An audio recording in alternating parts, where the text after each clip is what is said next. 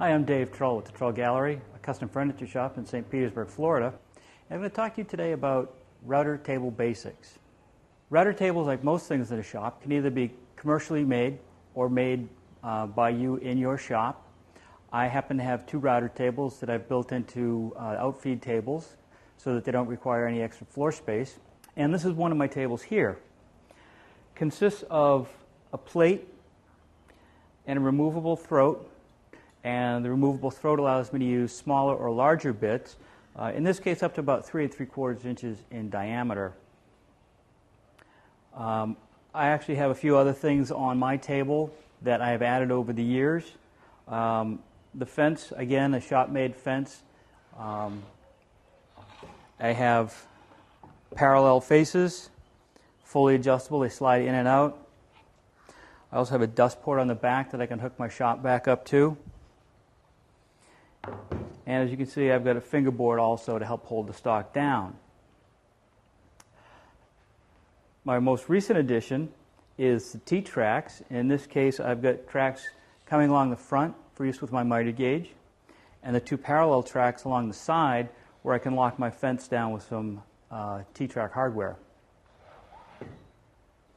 Another thing I added to my table early on was a power switch here in the front.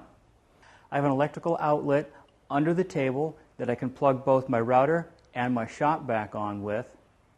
So when I'm working, I don't have to fumble under the table to turn them on. I can just flip my switch. Some other things you might want to think about when you're working with or planning your router table is what size router to put on it. Generally speaking, a heavier router will give you better performance overall. You'll want to stay away from the plunge routers that are spring actuated, because every time you make a height adjustment, you're fighting the spring. Fixed base routers work well, or some of the newer plunge-based routers that have a mechanical adjustment as opposed to a spring adjustment. I would recommend a minimum of 2 1/4 horse if you can afford it. That will give you enough power to swing pretty much any bit that's out there. You'll also want to look at variable speed routers because they will allow you to spin a larger bit. Once you get over 1 inch in diameter, you need to start slowing it down. And when you get into larger bits like panel raising bits, you need to bring the speed down almost to about 10,000 RPM, which is very slow for a router. At that point, it's just a matter of putting all your fixtures together. Again, you're going to need to start with a plate, a router. I would recommend a fence as a basic starting point. And from there, you can just build on different accessories and add on jigs as you go.